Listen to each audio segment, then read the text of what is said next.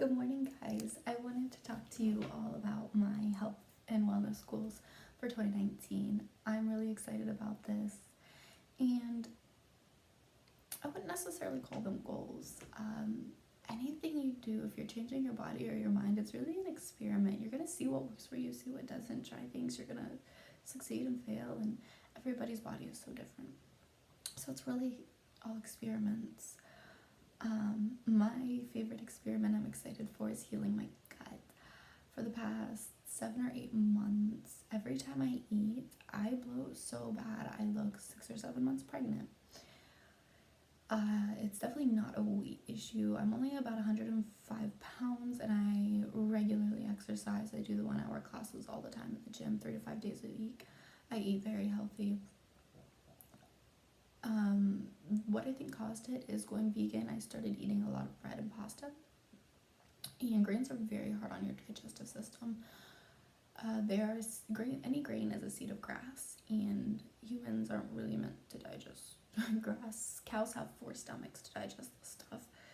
It's very hard on us. This is what started the paleo movement. Paleo people do not eat grains because they are horrible on our digestive system. And if you're eating a whole grain, it's not going to be so bad. The real grain. The other reason it causes so much bloating and causes that visceral fat around the stomach is because it spikes your blood sugar so bad. 2 slices of bread spikes your blood sugar more than table sugar, eating actual sugar. So I really need to cut out the processed wheat bread. I've already switched over my pasta to, they make rice pastas now, and they make lentil pastas. I think I just need to get over bread, really. And it's actually really hard because wheat actually creates an opioid addiction in your brain. Not joking. That's why people love bread. So I'm so concerned, not just because of the looks, but your gut health is critically important to your health. We're actually more microbial cells than we are human cells. We're less human than we are microbial. The gut also synthesizes neurotransmitters, including GABA, dopamine, and your serotonin. So if you have poor gut health, you're going to have anxiety and depression. You cannot synthesize these happy hormones that allow you happiness. And then, of course, poor gut health can eventually turn into autoimmune conditions, suppressed immune system. You could go on and on and on. And then those issues ripple effect into more issues. We don't want to be ridiculously spiking our blood sugar, and we don't want to have more bad bacteria in our gut than good bacteria. We need that good bacteria in order for us to thrive in life. I plan on healing my gut. First, removing the wheat. I've actually removed coffee for about the past 2 weeks, and I'm actually feeling much better. My skin has cleared up a lot. I was breaking out really bad along my cheekbone lines. My skin has cleared up amazing. I was going to do about a 5-day fast. I was going to do I'm already vegan. If you're not vegan, then just taking animal products out of your diet for a day would be considered a fast. You're fasting from animal products, and that would do your body wonders. There's a lot of people doing a movement, Veganuary, and you go vegan for the full month of January, and I'm telling you guys, that would set your body up for success for this year. So I was going to do a raw vegan day, and then a fruit day, and then nothing, and then do fruit again and raw again, and then work my way back up to my normal diet. Since I'm pregnant, doing absolutely nothing for a day is not the best idea. So what I'm going to do is I'm going to do fruit and green juice for a day. And I'm really excited about this because not only do I love fruit, but things like avocados and coconuts are considered fruit. So I'm still going to be getting my fat and good amounts of fiber, and I'm definitely not going to feel hungry. The other way is every morning I drink 16 ounces of warm lemon water. I'm going to start adding some pink Himalayan salt to that and up that. And then after that, I'm going to take a 2-ounce shot of aloe, apple cider vinegar, and organic cayenne. That will really fire up my digestive system before I ever put a bite of food in my mouth. That's really going to help. And then also, every afternoon I have a cup of tea. I'm going to start slicing up some fresh ginger in my tea. Ginger is also an amazing digestive aid. If anybody has a stomach issue or feeling nauseous, ginger is your go-to, especially now when people are getting sick. If their stomach's upset, you want ginger, and you want to actually get a chunk of ginger and slice it up and make some tea. There's also some simple things I need to do that they're so simple that they kind of slip your mind. So when I'm eating my vegetables, before I chop them, I'll rinse them under the water, but I haven't been taking the time to spray them with a vegetable wash and then really wash them. So I need to really wash them, really make sure I'm getting any herbicides or pesticides off. And I'm going to be switching to organic to make sure that if there are any, at least they're organic. They're not going to be so harmful to my body. It's going to be much better. All those toxins building up in your system is really unhealthy for you. That's why it's good to stay away from processed food. You don't want all those preservatives building up in your system. You want to keep toxins to a minimum. That will create irritation and inflammation in your system when you constantly are putting toxins in it. Once you, also charcoal. I'm going to be drinking charcoal, activated charcoal. You can get it liquid, you can get it capsules. I'm going to take the liquid. I was worried I wasn't going to be able to do that pregnant, but I looked it up and I'm so happy. Not only can I take it pregnant, it actually can alleviate symptoms of heartburn and morning sickness. And guys, I'm telling you, I'm feeling amazing. When you really take care of your body, you don't suffer so bad in life. I am feeling really amazing, guys. So what charcoal does, it doesn't digest in your system and go into your bloodstream, so that's why it's safe. What it does is it binds to toxins in your body and gets them out. It's amazing, period. It's amazing for all of us. We've all got toxins in our body. I highly recommend getting some activated charcoal. So once we've gotten all the bad stuff out, now it's time to put good stuff in. So there's some vegan probiotics that I really love. They're good belly drinks, and you can get a little shot of them or a bottle. I like the lemon ginger bottle. And then also upping my fermented foods. That's the big deal with kombucha right now. Kombucha is also a source of vegan probiotics, and it's just colonies of microbes. It's amazing. And I really need to start getting natural sources of probiotics like that in my diet also. I've always hated sauerkraut, but I've seen recipes with red cabbage to make it yourself, so I might try to make some homemade sauerkraut with red cabbage, and I'll let you guys know how that goes, if I like it. I'm definitely not a fan of kimchi.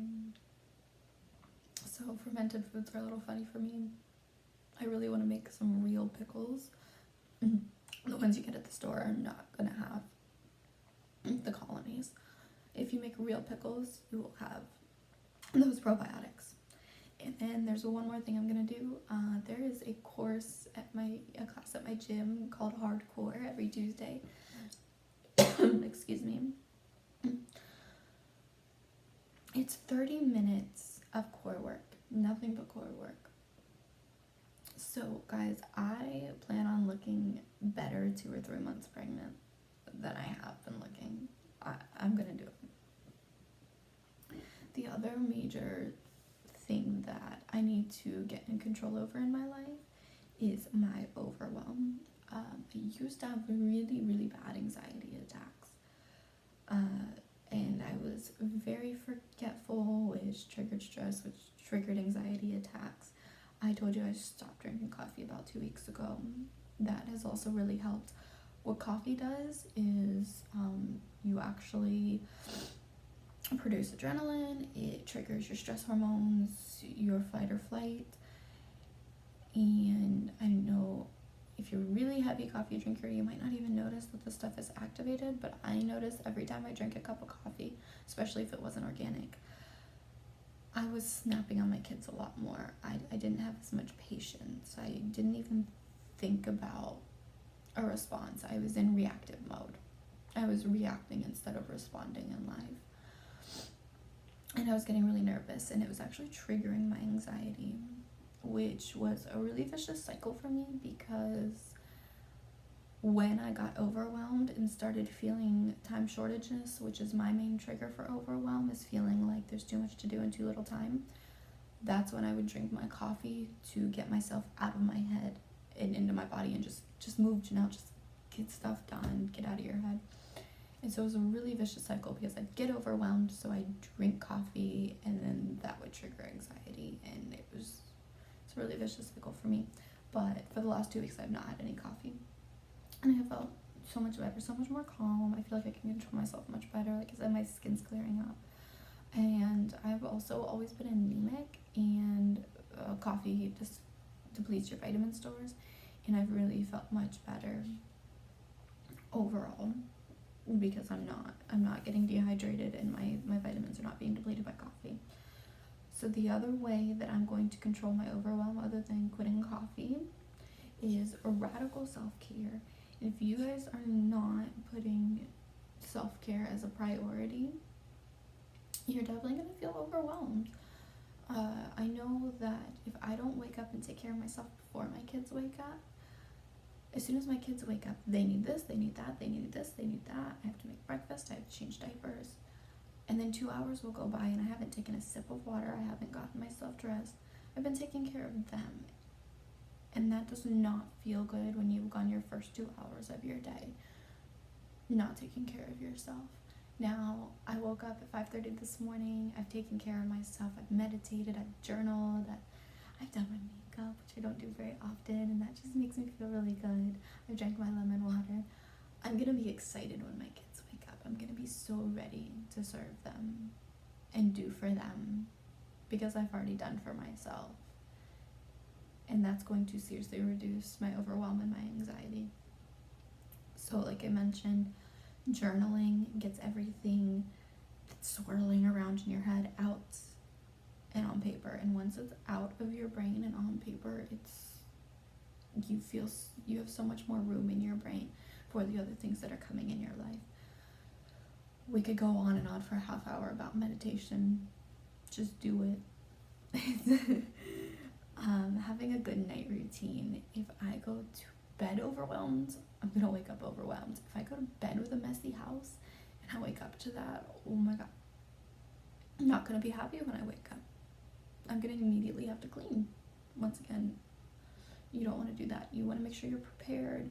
If there's things you need to get out, I get out my library books if I go to the library the next day, make sure anything's prepped that it needs, so that when I wake up in the morning, everything's already taken care of. There isn't as much thinking to do. You want to minimize decision making in the morning, and so that's what a good nighttime routine does, is minimize that decision making first thing in the morning. And then when I do start to feel anxiety and start to feel like I screwed up, because of course you screw up all the time. I remember one day the kids wanted to play with the splash pad and I didn't even bring towels, and I was late. I only could let them play at the park for like 20 minutes because I was running behind, and I just started to get really overwhelmed. And what helps for me is I put my hand on my heart and I just say, I love you, Janelle. You're a good mom. You're doing your best and everything's fine. And the other affirmation that I say to myself is I am where my feet are. Because in that scenario, I was at the park with my kids. My kids were happy. They were at the park. They didn't have a problem. So sometimes if you just remind yourself that you are where your feet are, it's not as bad as whatever you've got spinning on in your head. If you guys are talking shit to yourself, stop it. The first step is becoming aware that you're talking shit to yourself. So don't start becoming aware of that. And Mel Robbins is amazing. She wrote a book about the 5-second rule. Once you start hearing those negative thoughts, you 5, 4, 3, 2, 1, and that stops it. And then you can put in that positive affirmation. Or if I'm around the house, the other silly thing I do is once I start feeling overwhelmed, I'll do like 30 jumping jacks, and that gets your blood flowing. It makes your mind feel better. It really works. Especially it works for me. So you guys gotta find the things. And what I want to say is each of these things. So I want to heal my gut health, so I'm going to drink the lemon water in the morning. You have to break that down a step further. So how are you going to drink that water?